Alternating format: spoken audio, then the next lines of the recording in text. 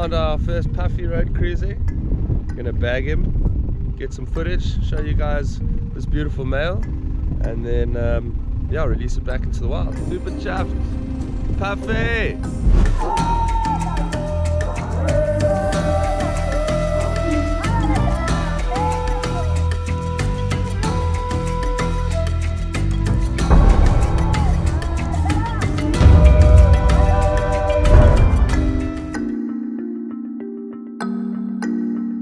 Hi guys, and welcome to my channel MatVanGeo. I'm racing against the sun here, so I'm going to try keep this as precise and short as possible. So here we have Bitis arietans, which is the puff adder. It's the most commonly and widely distributed snake throughout Africa. Also acquaints for the most snake bite around Africa, and is really one of the most deadly snakes in Africa. This is not a snake you want to get bitten by. There is a very effective polyvalent antivenom for these snakes, but unfortunately due to their toxicity and the cytotoxic element of it, which is a flesh rotting venom which breaks down tissue and causes necrosis, eventually gangrene and the loss of limb, muscle, or whatever it might be. You generally lose functionality in the bite wound or the bite area, so getting bit by a snake like this, you never really come out the other side the same. So these are widely distributed all the way across Africa, except in the jungle areas of Central Africa. Highly variable in color as well, varying from very creamy colors up north down to very brown colors to these beautifully colored yellow ones in Cape Town. Now these snakes have hinged front fangs. They're from the Paridae family, so they're related to your gaboon adders, your rhino vipers, as well as all your dwarf bitter species you have here in South Africa. So the highest number of bitter species in Africa is here in Southern Africa.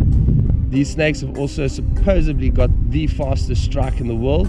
I think only the death adder in Australia comes pretty close to these guys, but in a 0.6 of a split second, these guys can literally miss a prey item, readjust the bite and puncture wound about 3 times before it's pulled back, and that happens literally in the blink of an eye. Now these snakes will strike, bite their prey item and release immediately to avoid any injury. The prey item won't have much time to survive. Usually it's the smaller prey items. They're also very generous feeders, feeding on major prey, lizards and other snakes potentially. Due to their cryptic coloration, people often stand on them or come near them. Because they're not fast snakes and they can't move away from you, they tend to give off a very loud puffing noise, and they'll repeatedly do that. They'll raise up their head like this if you come too close, actually try to slowly move away, but in a very ready to strike pose. So very well adapted snakes, ranging from savanna to desert areas, pretty much anywhere except in the dense jungle. Let me take her out and put her in front here, so you can have a better look. See how I can do that.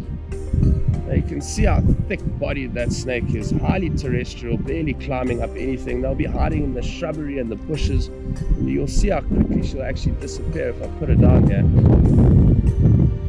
Let me move away. You can see she's flicking her tongue, checking what's happening. You see that defense pose that she did, raising up her neck. An interesting fact that I heard recently, some puff adders actually have a little pink tipped tongue, and they've known to use their tongue for caudal luring as opposed to their tail. Very interesting. Another very interesting fact about puff adders and their adaptation for being an ambush predator is they're actually completely scentless. They excrete a very specific oil or substance residue onto their skin, which allows them to be completely scentless. So even dogs, sniffer dogs, cannot actually detect the scent of puff adders, which helps them evade rodents and all sorts of prey items, as well as predators that might eat them.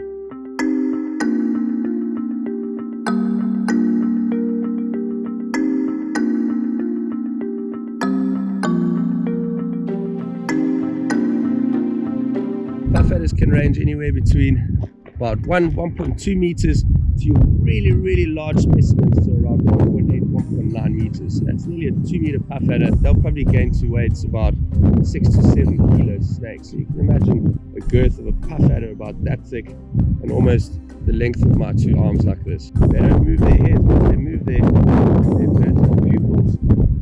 They're crepuscular, mostly active at night. They'll come out during the day, sunbathe a little bit, and then retreat to a cool and quiet place and wait for prey items to come around. Reproduction, very interesting. They're viviparous, meaning they give birth to live young, and the puffadder actually holds the world record for the highest amount of live young given in one go. But it was 158 live young. Can you imagine 158 little 15 to 20 centimeter carbon copies of their mothers? Incredible species of snake, hyper adapted to their environment and best left alone, nicely viewed from a distance. If you see them, do enjoy it. Take some photos, keep your distance.